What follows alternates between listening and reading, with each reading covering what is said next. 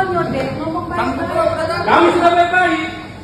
Viral, dokter koas FK Unsri dianiaya di kafe Palembang, diduga berselisih jadwal jaga diatur korban.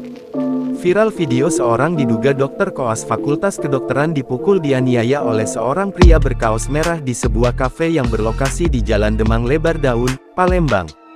Terlihat di dalam video korban yang masih mengenakan pakaian seragam koas mendapat pukulan bertubi-tubi dari pria tersebut tanpa perlawanan. "Kami sudah baik-baik," ucap korban di dalam video.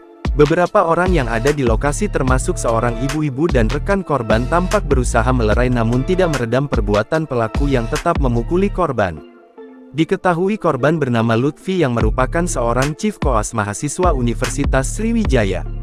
Dari informasi beredar, diduga peristiwa penganiayaan itu terjadi di latar belakangi perselisihan tentang jadwal jaga koas yang diatur oleh korban. Korban mengalami luka lebam di bagian wajah sehingga saat ini masih dirawat di Rumah Sakit Bayangkara. Audi, kakak korban, mengatakan, kondisi terkini sang adik masih dirawat di rumah sakit. "Kami saat ini masih shock juga dapat info dari sana-sini. Yang kami dengar saat ini Lutfi kondisinya masih dirawat di rumah sakit. Untuk luka yang kami tahu saat ini ada banyak memar di mukanya," ujar Audi kepada tribunsumsel.com, Kamis tanggal 12 Desember tahun 2024. Ia mengungkap Lutfi adalah mahasiswa yang merantau dari Jakarta ke Palembang dan tinggal bersama sanak keluarga yang ada di Palembang. "Untuk saat ini kami sekeluarga masih di Jakarta. Lutfi saat ini dia statusnya anak rantau di Palembang bersama saudara. Keluarga kami rencana akan ke sana malam ini. Saya baru akan menyusul besoknya," katanya.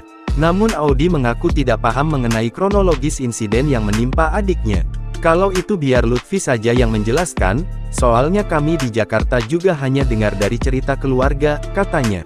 Download Tribun X sekarang, menghadirkan lokal menjadi Indonesia.